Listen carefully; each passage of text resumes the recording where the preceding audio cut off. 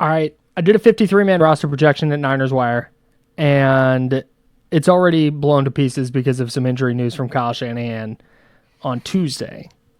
So instead of trying to do a 53-man projection, I think we should just go through each position and talk about locks, talk about where injuries are going to impact the potential decisions, because Shanahan did mention in his press conference after Tuesday's practice, like, yeah, the injuries are going to play a role in how we manage the roster, because you have to figure out your 53-man, but then also who's going to be up for game days on your 46. So this is a big time of year for Kyle Shanahan and Brant Boyer as they figure out who's going to be on that 53-man. Yeah, it's man, they have so many injuries, but I'm still. I've said this before in recent episodes, but I can't get to the place where I'm like freaking out over the injuries yet, because really, aside from Juwan Jennings and Brandon Ayuk and maybe Dominic Pooney, like there's not on offense, especially. I'm not like George Kittle's healthy, Trent Williams is healthy, Nick Bosa is healthy, Christian McCaffrey's healthy, Fred Warner's healthy, Brock Purdy's healthy. Like, to me, we talk about the Niners being so top heavy and needing their top guys to play like stars. Like, yeah, do you want injuries on August 19th like the 49ers have? Obviously not. But until they lose one of their core six or seven guys, and we know for a fact they're going to miss time in the regular season, I'm not super concerned yet, because I do think there's an element of them just being super cautious with guys who would probably be practicing or playing if there was a regular season game on Sunday. Yeah, I think that's right, but I also understand if somebody is a little bit gun shy after the McCaffrey incident last year. Sure. Where they shut him down and said, oh, it's just precaution. If we had a game, he'd play. And then all of a sudden he's out week 1 and then shut down for the first 8 weeks. So I think there's some consternation there, particularly with Jennings and his calf and just kind of the Niners receiving core in general. The other ones I think that jump out are Mykel Williams and Upton Stout, since those look like two rookies who are in line to start and potentially play pretty significant roles. Not having those guys back quite yet, because Stout is dealing with a calf, Williams dealing with a knee. Shanahan said there were still some feelings for Mykel Williams on Tuesday, which is why he didn't go. So it's just for me, it's the way the 49ers talk about and handle injuries that always gives me pause. He's got some knee irritation. I'm sorry. Is it a bruise or is there a ligament damaged in there? Like, what does that mean? So that's where, for me, I'm in alignment with you that if those top guys are healthy, then you like, all right, you figure it out elsewhere on the roster. But at the same time, when you're starting to get 3, 4, 5 guys deep on the roster to find starters, that becomes a problem. And that's kind of what it feels like at a couple positions.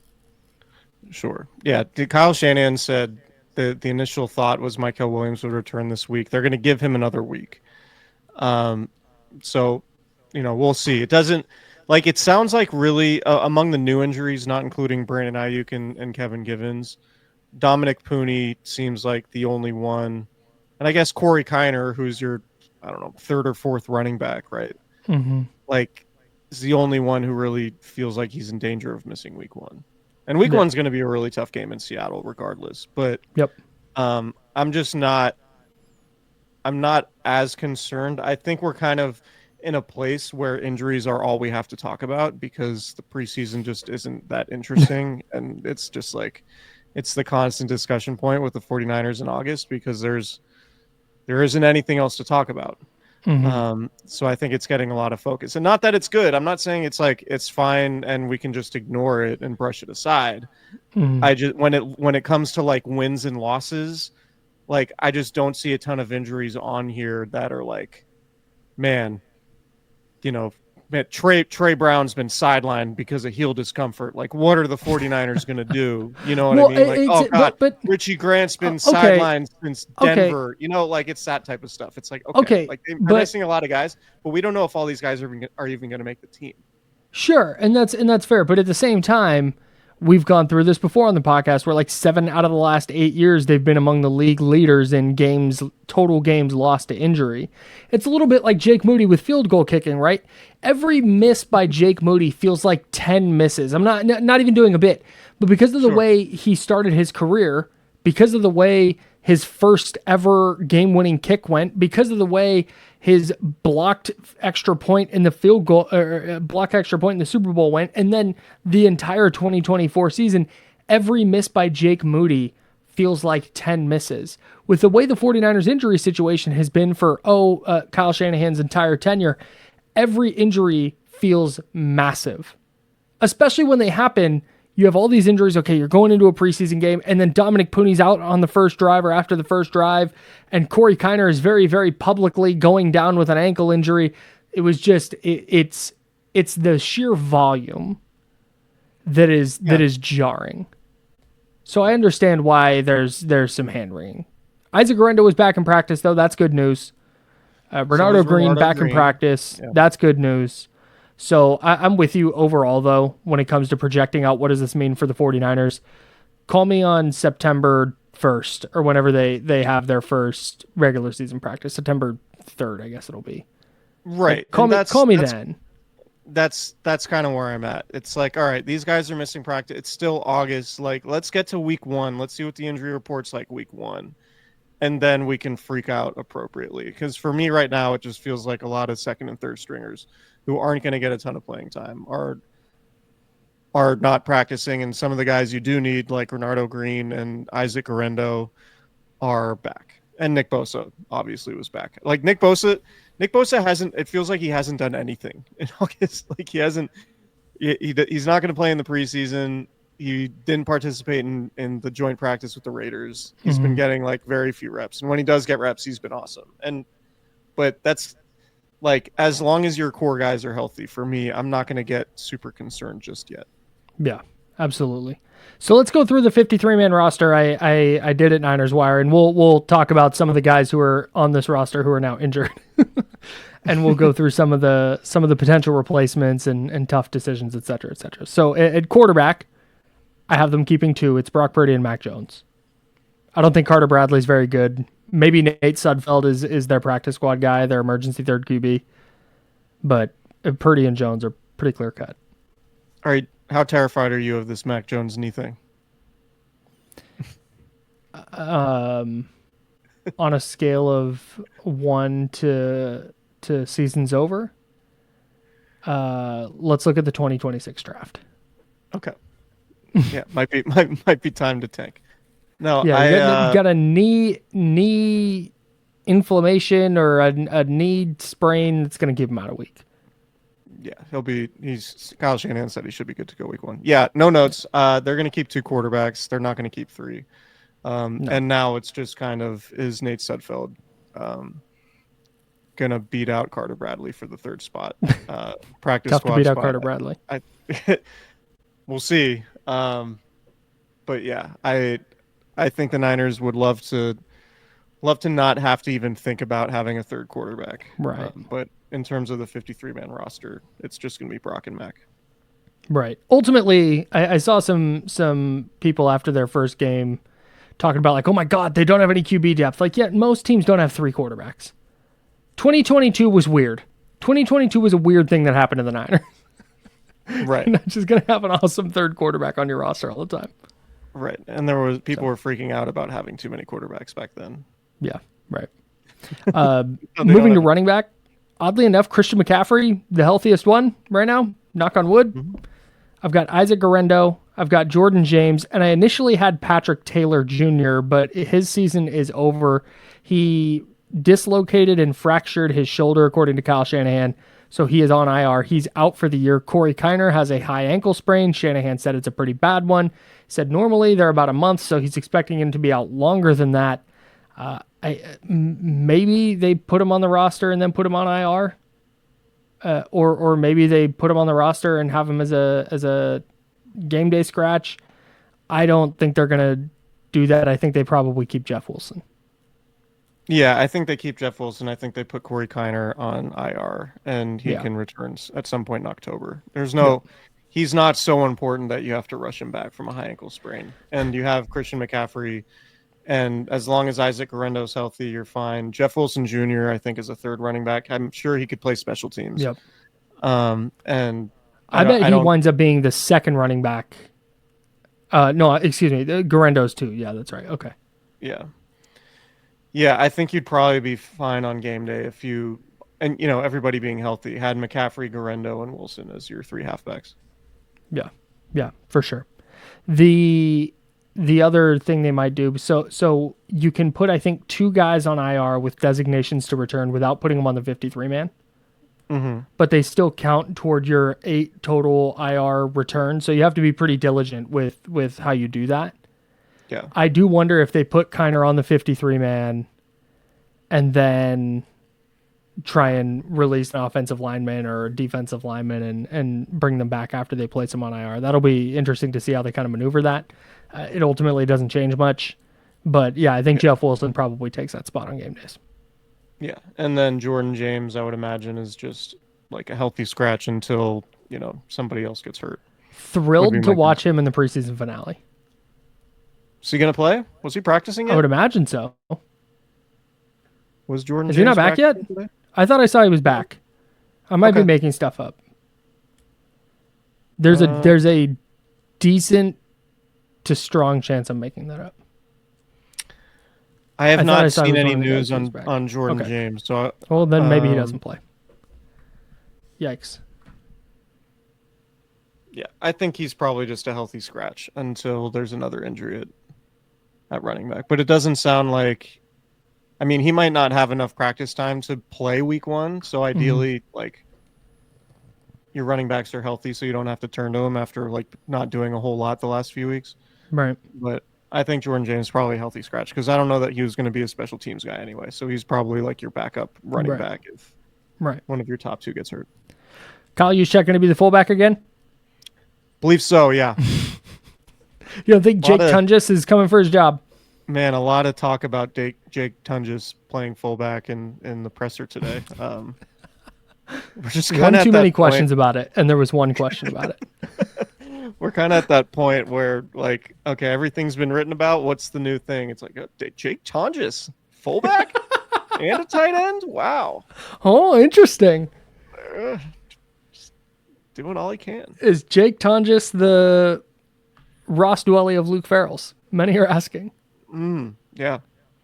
I would love to do that obviously I would never do this, but I would love to do that as a bit, is go cover the 49ers on a daily basis and only ask Shanahan questions in that form. There's nothing he would hate more than that, honestly. Oh, he would despise it. But what's your name? Hey, Peter, can we get this guy out of here? Wide receiver, I've got the 49ers keeping 6. So it's 2 quarterbacks, 4 running backs, a fullback, and 6 receivers.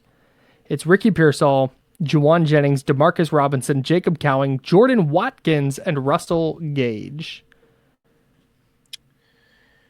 Yeah, and you might get a roster exemption with Demarcus Robinson getting suspended. If Demarcus Robinson gets suspended before Rashee Rice, I'm going to lose my ever-loving mind. Fair. Rashee Rice almost murdered people.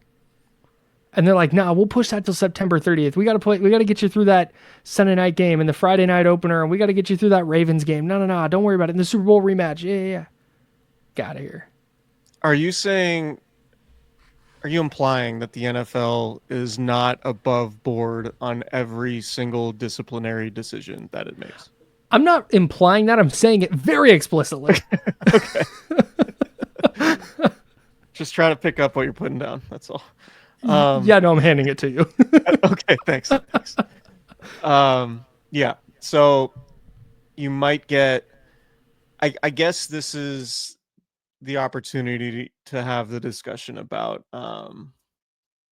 Junior Bergen. I don't know that you've seen enough from him in the return game to warrant giving him a roster spot, because you could just have Jacob Cowing return punts. Yeah, so here's if you're going to make the roster, as a return man.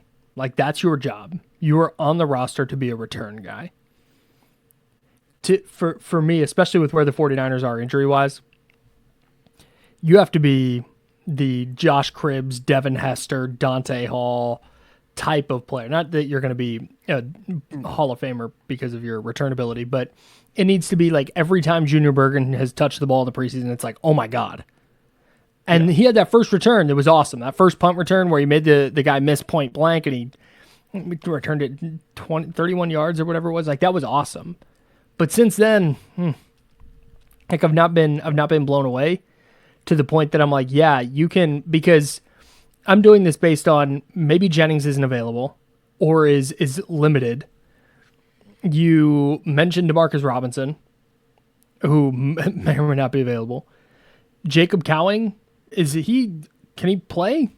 Like, is he going to crack the rotation this year? I'm basing this off the Niners needing like actual receivers that they trust.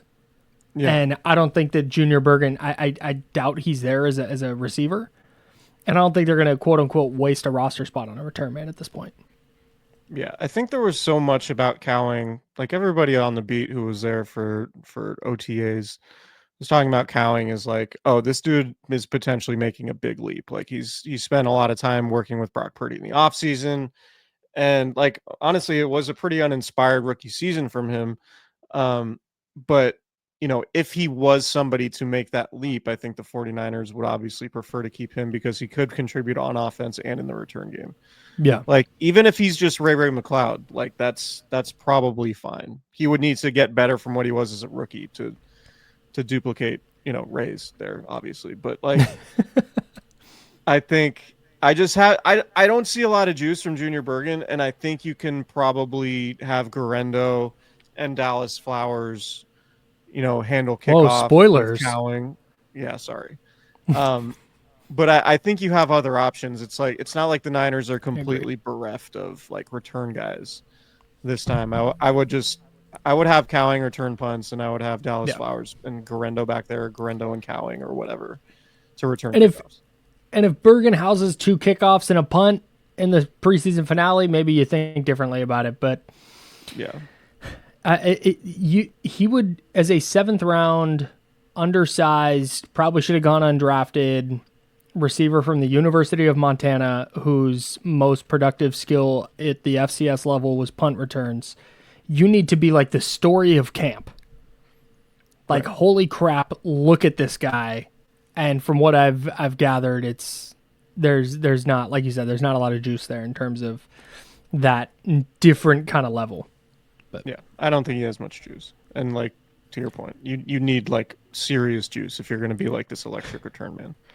Are we underselling the fact that Brant Boyer, assistant GM, pounded the table for this guy in the draft room?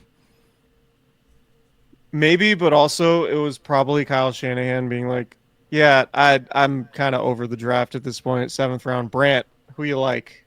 Because Shanahan's on his phone. Yeah, sure. Yeah, like Shanahan's like dialing up plays on like a little whiteboard app on his iPad or something. There's nothing I like more than when a huge play happens in a preseason game for the Niners, and they cut to the sideline and Shanahan's just neck deep in his Microsoft Surface tablet, just clearly very invested.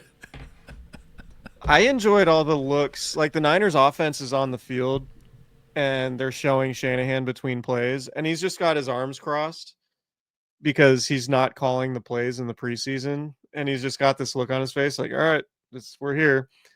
It's just like the ends to which Kyle Shanahan does not care about preseason games is always funny to me. Like, he can't bother calling plays. He said in his press conference on Tuesday, talking about like workload and practice schedules and things, he said the team has not had a difficult day from a playing football standpoint since last Thursday, completely overlooking the fact that there was an entire preseason game on Saturday that his 3rd and 4th stringers participated in. His mind is thinking about the starters and the second string guys who are going to make the 53-man roster. It's like, yeah, these guys haven't done anything since Thursday. It was like there was a preseason game on Saturday, Kyle. It's my favorite thing. I mean that legitimately. Yeah, his disdain for the preseason is just incredible. We had a caller on my on my radio program, The Insiders, on ESPN 1320 in Sacramento, 10 a.m. to noon, Monday through Friday. Odyssey, iHeart, and TuneIn apps. We're also on YouTube. But subscribe to the ESPN 1320 channel while you're subscribing to the Candlestick Chronicles YouTube channel, youtube.com/@Candlestick Chronicles Podcast. Okay, so Shanahan, we had a caller who hates Kyle Shanahan. It's his bit. He calls in to tell us how bad. TC. Yeah, it's our guy TC. Salute. We appreciate him very much. But he calls, and it's just he doesn't like how Shanahan does this and that. And there's some, like, I have gripes with Kyle Shanahan too. Like, I don't think he's a perfect coach, but I think he's pretty damn good. And the 49ers have had a pretty nice run with him leading the way. So TC one day said that Kyle Shanahan doesn't take preseason seriously enough, and that's the problem. Like, all right, man, you got it. Listen, if Spencer Burford was more locked in weeks 2 and 3 of the preseason 2 summers ago, he probably doesn't blow the protection against Chris Jones on that third down in the red zone in overtime. Great point. So, why aren't more people talking about this? All right, moving on. Tight ends. I've got him keeping 4. It's George Kittle, Luke Farrell, Jake Tunges, and Braden Willis. So I think there's a good chance they keep 3 just because they need numbers at other positions for injury/depth purposes.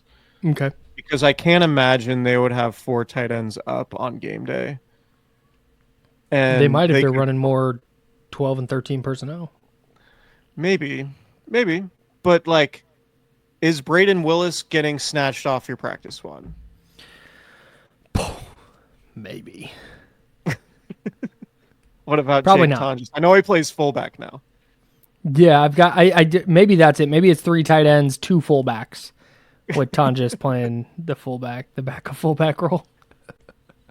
No, I just that makes that would I don't hate that. Because they're like maybe like Yetur Gross-Matos like can't play the first 2 weeks, but they don't want to put him on IR, but they need like an extra defensive lineman. So he's on like, PUP. All right, well, sure, but you know what? Like as an example, Corey Kiner. This is the Corey Kiner one. Sure, yeah. You keep Corey Kiner, put him on IR. Go ahead. You need another spot for somebody who's injured, who's not going to miss a ton of time, and you sneak Jake Tunges or Braden Willis to the practice squad, and you have 3 tight ends on the 53. Sure. I don't hate that. That's totally fair. Yeah. In fact, I might have said I toyed with the idea of keeping 3 tight ends. Toyed with it. Smart. At some point, they're going to run a ton of 12 and 13, and I can't wait. I'm going to be so vindicated when that happens. How about, could Ben Barch, moving on, be one of these injury guys we're talking about? Nah. He's back in practice. Got a big brace on his arm. Trent Williams played with the brace. Another name that Kyle Shanahan said played with the brace. Jake Brendel's played with the brace. Yeah. Maybe that's not super worried about it. And 9 offensive linemen. I thought you were going to say, moving on, can Ben Barch play tight end? Because that's what he played before moving. No, I've got 9 offensive. I've got 9 offensive linemen, and this one's tough because I don't. It's that weird thing of, do you keep more because you don't know if any of them are very good, or do you keep fewer because not that many of them are very good? And so I went with 9. The starters: Williams, Brendel, Pooney, Barch, and McKivitz, and then I also kept Nick Zakel as a potential backup center and interior option, with Spencer Burford as a potential swing tackle who can also play on the interior, and I think that versatility is worth keeping around. Austin Pleasance is your other swing tackle option, and then Connor Colby, who has mixed in with the first team when Barch has been out, the rookie 7th round pick. That's the 9 I've got. What would your reaction be if they cut Nick Zakel?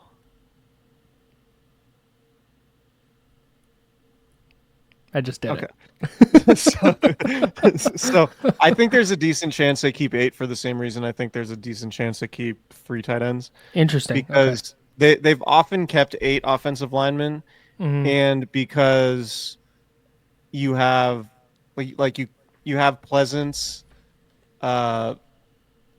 Burford. I also don't think we can sleep on Matt Hennessy, who might be their only backup center option. Right.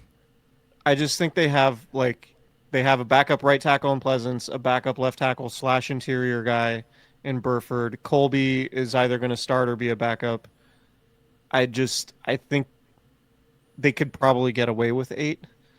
But nine could certainly make sense. I'm more of the thinking that I think it's less likely they have 8 NFL caliber offensive linemen, even if they might need numbers, right? It might just come down to which is this player, or is Saron Neal, an NFL caliber special teams player who could also potentially play safety or defensive or cornerback. Does it is that player a 5th safety or whatever who plays special teams going to be more important than a 9th offensive lineman? It feels like Nick Zakelj is getting a lot of chances, and it feels like they're kind of getting sick of him. Not sick of him, but just all right, this guy's not moving along at the pace that they want him to. Yeah, he's not the fact that out a rookie 7th round pick for a starting job potentially. Yeah, and the fact that he was running with the ones, and then Barch came back, and it was immediate that Barch is the starter, and Zakelj isn't getting any first team reps anymore. And then Barch got hurt, and Colby got those first team reps. Ooh, right. It's not great. Right. But and maybe it's 8. I don't hate that. I also think you could probably put Zakelj on the practice squad and then elevate him on game day if Dominic Pooney has to miss week 1. Sure. So. Defensive linemen, Nick Bosa, Michael Williams. I'll do the defensive ends first. Nick Bosa, Michael Williams, Bryce Huff, Sam Okuwanu. And then it sounds like Yetur Gross-Matos is going to begin the season on PUP. So he was in this group, but we can remove him, which make it 9 defensive linemen. And then maybe that's where you get an extra receiver running back. Yeah. So those are the ends. Any gripes? Nope. No notes. Defensive tackles, Alfred Collins, CJ West, and then Evan Anderson, Jordan Elliott, and I've got Sebastian Valdez, the undrafted rookie. He's been a talking point enough times out of camp from people I trust who cover the 49ers. And then in preseason games, you're just looking for those splash plays, right? Just the couple of flashes where they're being disruptive. And I think Sebastian Valdez can actually play. Yeah, this is a case where I think Sebastian Valdez can play and potentially develop into a rotational player. Mm-hmm. I don't know if he could be somebody who maybe develops into a starter down the road, but he seems to me like a more useful player than a 4th tight end or a 9th offensive lineman potentially, particularly given the issues that they've had along the interior. You don't know what you have in Alfred Collins yet. Evan Anderson, I don't, particularly feel like he's impossible to get snaps over. Jordan Elliott's fine, but there isn't this oh, you have these dudes at defensive tackles, so there's no room for Valdez. He's not going to help you at all. Right. I think there's plenty of opportunity for Valdez to earn playing time as the season goes on, given the group in front of him. So yeah, I'm in on keeping him around. Because I think he would get snatched up if you tried to get him to the practice squad. I do too. And this is the exact type of player that, this is what this season is for. You punted a bunch of veterans. Malik Collins would start. Straight up. Yeah. But you punted a bunch of veterans in part to save money, but in part to make room for a new batch of young players to get playing time. You're probably not a Super Bowl contender right now. Play Sebastian Valdez. And if he turns out to be really good in year 1, then maybe you become a Super Bowl contender. So I'm right there. And I think the player who got left off here that I think could be in there probably over a guy like Evan Anderson is Kalia Davis.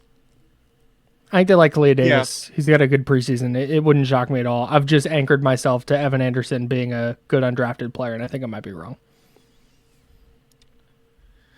Yeah, shout out Kalia Davis. My bad, dog. Sebastian Valdez played in all 13 games last year for Washington.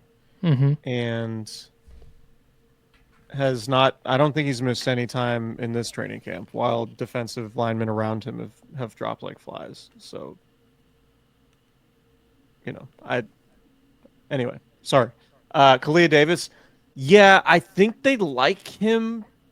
I think he's in that mix. I don't know. That's an interesting one. I could see it going either way with him.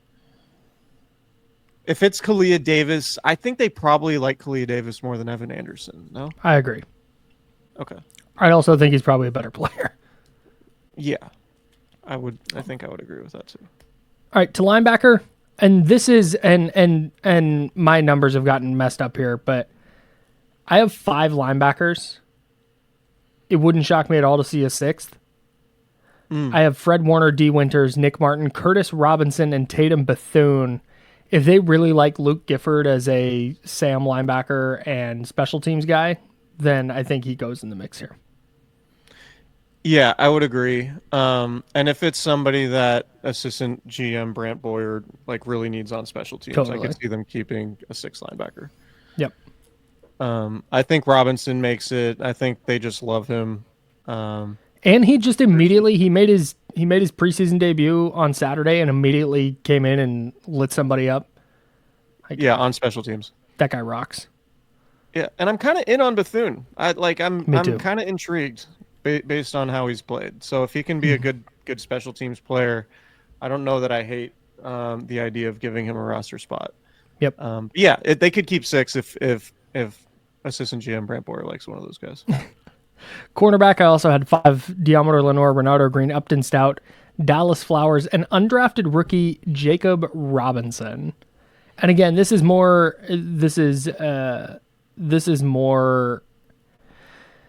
my vision for what I think the Niners should be doing. And if you think that there's any chance that Jacob Robinson can be an NFL player as an undrafted corner, I think you got to give him a shot. Yeah, I don't know that Darrell Luter or Trey Brown. I'm out. Move the needle to the point where, if you like Robinson more than those guys, then that's fine. I think those guys are probably better than him right now. But if you like the ceiling of the undrafted rookie more, then I think you just go that way. Do you think Chase Lucas makes it? I don't. Yeah, I don't. Go ahead. So, I think the only way he makes it is if Upton Stout isn't healthy. I just don't really see a scenario where they keep somebody who only plays nickel unless he's as a backup, unless he's like an awesome special teams guy. And I don't know that Chase Lucas is a special teams guy. I feel like this is Marcus Rush, DeMontre Moore, Corey Sheets. This is the guy that people will kick and scream about during final cuts, and then the season will start, and Upton Stout will be the starting nickel, and it'll be like, oh, they might have something in this rookie Upton Stout, who was awesome in training camp before getting hurt, and clearly looked like the starting nickel. I just don't really see a scenario where the Niners are kicking themselves because Chase Lucas. I think he's playing the entirety of these preseason games for a specific reason, and it doesn't bode well for him making the team. Just like it doesn't bode well for him making the team when Robert Saleh, his defensive coordinator, is asked about him in a press conference, and he says, "Yeah, he has a great opportunity to put stuff on tape for 31 other teams." It wasn't exactly we all in on Chase Lucas. I get it. It's a nice story. He's as a big personality, that's fun, but this is Marcus Rush and DeMontre Moore and Corey Sheets and whatever other preseason superstar you can remember. If he makes, first of all, this is going to be a very niche Sacramento reference. If you squint hard enough at his Pro Football Reference photo, you get Kevin John from ABC 10. You got to really squint, but it's there. Well, if that's the case, then maybe we do need to put him on the roster. Great vibes guy. Never not smiling around Kevin John. So, no, with Chase Lucas, it's somebody, and I forget who this was. I'm so sorry. I think it was Scratch Addict on Twitter, said, I'm gonna lose my mind or some form of that phrase if Chase Lucas doesn't make the team. First of all, don't do that. Don't do that at all. If Chase Lucas makes the team, like you just said, it is special teams related. It's not because they're like, hey, we need to have this guy on the field to play defense. Like you said, there's a reason he's playing all the snaps in these games. And I'm sorry, but I'm not impressed that you're getting home on a corner blitz in a situation where teams aren't like game planning against blitzes. And you're doing it against backup quarterbacks who are probably not, and Bo Nix, who are probably not like looking for that in a preseason setting. Like so those kind of plays are fun, but it just doesn't move the needle, I think, for me in the way that it does in the narrow scope of a 60-minute preseason game. And the way they've been playing Dallas Flowers in training camp and the preseason, and the way they talk about him, kind of makes me think that if Upton Stout were to get hurt, they would rather just have Diamador Lenore play nickel and have Dallas Flowers move to the outside as their third corner. Sure. Instead of right. instead of having like Diamador Lenore at nickel is a much better option probably than Chase Lucas there. Yeah. So that's, I don't know. People are going to get mad at us for saying that. I'm just of the belief that this, again, like it's probably very similar people who are like up in arms that Marcus Rush got cut after having 6 sacks in the preseason and then never doing anything in the NFL. The preseason is not a harbinger of the future in many cases. He's a 28-year-old who's played 6 snaps in the NFL and hasn't played a defensive snap since 2022. Like, that's where we're at. But he wants to be an All-Pro this year, so credit to him. Same. Yeah, I would also like that would be cool. I would love to be an All-Pro. That would be really fun.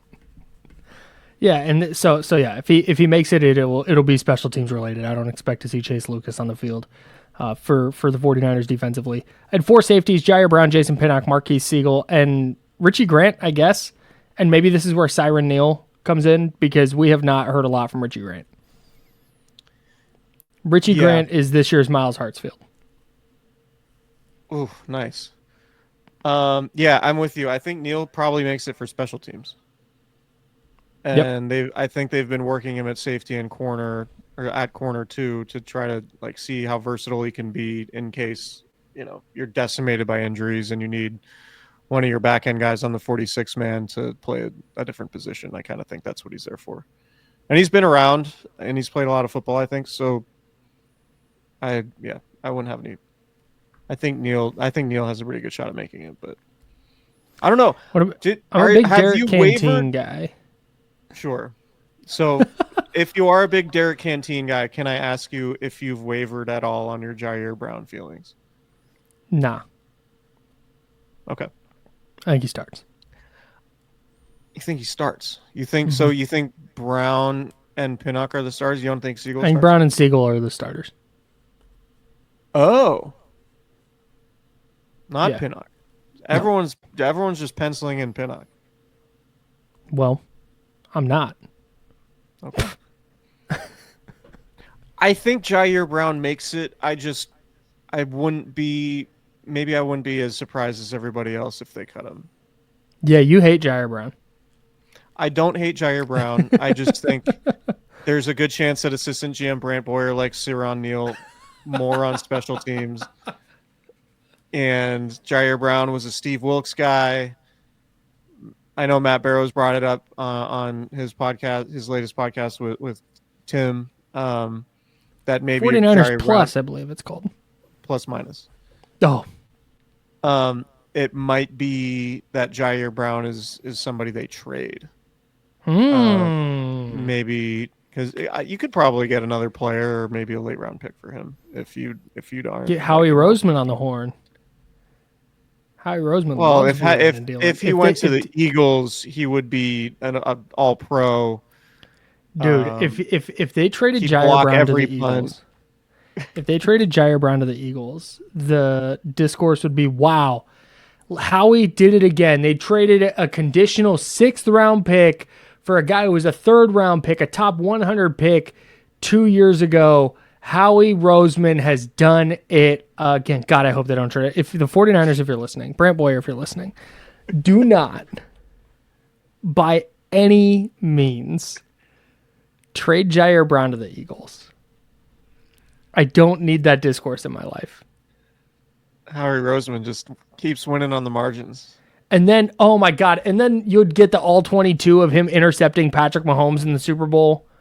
Oh, God. Yeah, forward-thinking Howie, just, Jair taking Brown chances on player development. Making his return to Levi's Stadium in the Super Bowl, where he's had a ton of success against Patrick Mahomes in the biggest game. I think Jair Brown makes it. I don't know if he's a starter, but I think he makes it. I'm just already prepared for him playing elsewhere. I guess that's my feel. Okay. And then the 3 specialists, John Weeks, Thomas Morstead, and Jake Moody. Your guy. Yeah. I sat there during that game on Saturday, by the way. I'm sitting there at dinner, and we're watching the end of the game. But before the game, or before we had gone to dinner, every time he lined up to kick in the 4th quarter, I was like, he's missing this. Like, I've never been more confident a guy's going to miss a kick. And then he drilled 2 to tie it from 44 and 50 and drilled a 59-yard game winner. I was like, damn, all right, he got me. L for me, I'll hold it. Yeah, we actually haven't talked about this because you and I have not. You did a really strong pod about it. Oh, I appreciate that. I guess the question is like, is that actually a turning point for Jake Moody, or is it going to be part of the Jake Moody roller coaster? I tend to think that it's just going to be part of the roller coaster, that he's still going to miss some big kicks and then maybe make some big kicks. But maybe I'm wrong, and maybe everybody's going to owe Jake Moody an apology that he's going to be accepting. He's still accepting them, I heard. And maybe he turns into like a really reliable kicker after this, and that gives him confidence. I don't know. For me, that's on the table now. If he had missed any of those last 3 kicks, even the 59-yarder, because the distance at that point doesn't matter, right? Nobody's going to go, hey, you know what? It's actually fine. It was 59 yards. It's way out there. No. Especially since he'd already missed one and nearly missed a 26-yarder immediately after it. But for him to bounce back in that way and make 3 for him, and again, preseason, it doesn't matter in the win-loss column. But for him, those are really high-pressure kicks. He knows what we all know. He knows that if he steps on the field and misses any of those, his career's probably over. His career in San Francisco is certainly over. So those are, for him, really high-pressure kicks. And the fact that he drilled all of them puts at least on the table. I'm not ready to bet my house that Jake Moody is going to be awesome this year. But it at least puts it on the table where if he had missed any of those kicks, it's like, all right, this guy's done. This guy's toast. He missed 2 kicks in this game when he's not even competing against anybody. Like, come on. So that's where I'm with you. It's not like now all of a sudden if he misses one in week 1, everyone's going to be like, oh, it's good. He was nails in that.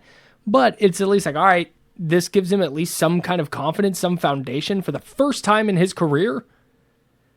It gives him some foundation to build off of because he's never really been stable as the 49ers kicker. I think there's got to be some sort of value. And look, I'm a huge preseason hater, right? But like, yes, they carried him off the field. They like 1,000%. They like celebrated with him. Like, it's got to mean something to Jake Moody and his confidence to have at least even momentarily the belief in the locker room, like being celebrated in the locker room, because I would imagine to this point that hasn't really happened for him.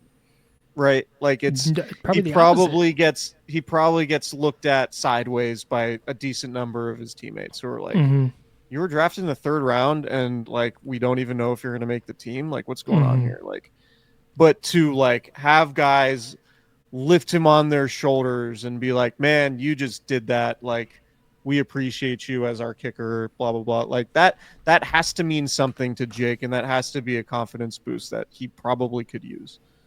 Yeah. Yeah. So. I also think when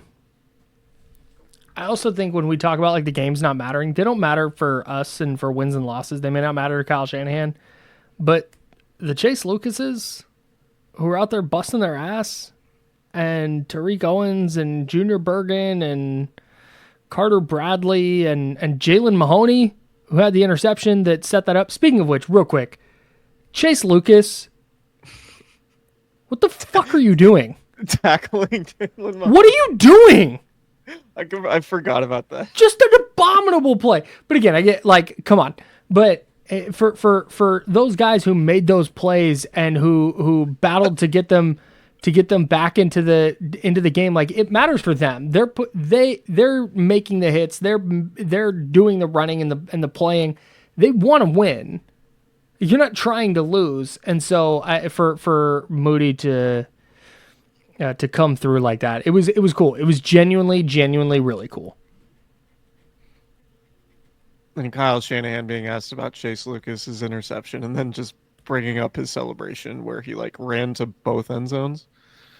Like not even like talking about the play, just like that with his celebration took forever, but I guess that was cool. Like, hopefully whatever. Chase Lucas, megastar. Shout out. Where do you think they'll put the statue? Both end zones.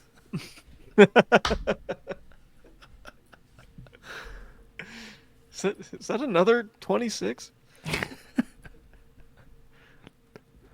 Oh man, that's all I got. It's our 53-man roster questions. Yeah, and it's going to get complicated because of all the injury stuff. I'm sure more. There's probably going to be more injuries coming out of Saturday's game. I will be interested to see who Kyle Shanahan even plays Saturday, because he was sort of talking about like if Brock plays, haven't decided if Brock's going to play. If Brock doesn't play, I can't imagine. Like George Kittle doesn't need to play. I was honestly surprised that he played in the Raiders game. We're not going to see Fred Warner. We're not going to see Nick Bosa. We're not going to see Trent Williams. We're not going to see Christian McCaffrey. So I don't envision, again, given the 49ers injury situation, I don't really envision it being a dress rehearsal type preseason game. I envision it being like the former fourth preseason game. It's the third preseason game, obviously, but if they had had a regular offseason, they probably play like Trent Williams for a series, Nick Bosa for a series. But right now, like we talked about at the top, you've got those guys healthy. Just keep it that way. I'm really looking forward to Trey Lance balling out. And the discourse is going to be. The discourse after the fact. The 49ers discourse, all the discourse leaders. I hope you're ready. I hope the discourse leader and the other followers, I guess, are ready for the Trey Lance discussion. Because I kind of think Trey Lance is going to like throw for a touchdown, run for a touchdown, like complete a deep ball. Jim Harbaugh is the kind of psychopath that knows this, and he's going to like game plan for this. He's going to make sure that Trey Lance goes 14 of 18 for 240 and 3 touchdowns. Yeah. Which salute. Particularly in Levi's, like you think Jim Harbaugh isn't just gonna like be a little bit too juiced for Levi's. Yeah. Trey Lance getting some run, like it has the potential to just be a really, really unnecessarily awkward, dramatic game. Hey, Harbaugh going for it while Kyle Shanahan stands over there with no headset on and his arms crossed, and Chase Lucas playing 65 snaps. It's gonna be great. I didn't realize I was listening to your show and hearing Kenny. You were on with you were replacing D'Lo and KC today in Sacramento, and I was listening and very much filling in. You can't replace D'Lo. Can't replace D'Lo. But he said he was listening to another show and said that a lot of 49ers fans think Jim Harbaugh is a better coach than Kyle Shanahan. Which maybe we can have this discussion later. Yeah, I didn't bring this up specifically because we're 52 minutes into this. I have to go eat dinner, and we've got an hour and a half conversation ahead of us. Okay, that's fine. Let's talk about that on Thursday because I have real thoughts. Great. I think we've had that discussion on the podcast before, but I think it's worth revisiting with Jim coming to town. Yeah. All right. We can do that as our Thursday preview. Subscribe, rate, and review. Follow us. Subscribe to our YouTube channel. Shout out to Cooperage. Go to Cooperage and get your Candlestick Chronicles Hazy IPA available now. Go to wherever Cooperage sells their beer. They distribute their beer all over the Bay Area. Cooperage is going to have beer in Levi's Stadium. I think it's going to be in one of the swanky clubs. Are they putting Candlecrown there? You know what? I cannot confirm that. I know they would like to. I think they might. It might be a Keg Slayer situation. I'm not entirely okay. That's fine. That's fine. I would understand. Right. Keg Slayer flex. I think Cooperage is going to be served in Levi's Stadium this year, which is pretty awesome. And I know they've been served at Oracle Park before. I mean, honestly, we don't just gas it up because we have a relationship with them. We gas it up also because it's just a phenomenal beer. And like if you have the beer, you will learn. I know me, and I'm probably honest to a fault sometimes with stuff like this about myself. Mm-hmm. If it wasn't good beer, I would be much more awkward about promoting it. Right. I would say less, but that's good ass beer, dude. It's really, really good. I drove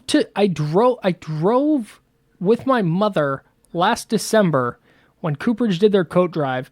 I drove the hour and 40 minutes from my house to Santa Rosa to drop off some coats and to drink some beer. That's well done by you. Thanks. That's good stuff. I also ate tacos from Galvin's, which was the truck. Food trucks. Food trucks are, yeah. They don't have bad food trucks either. That's also a thing. Nope. But yeah, go to Cooperage. Candlestick Chronicles Hazy IPA is available on tap and in cans. You can go to their website and get it delivered if you live anywhere within the state of California, and of course are 21 or older. Yep. So yeah, shout out to Cooperage. We appreciate you. Hell yeah. Salute. See you guys later in the week for Chargers-Niners preview of the final preseason game, breaking down any other news that happens, and having a Jim Harbaugh versus Kyle Shanahan discussion, debate. We'll see. See you guys then.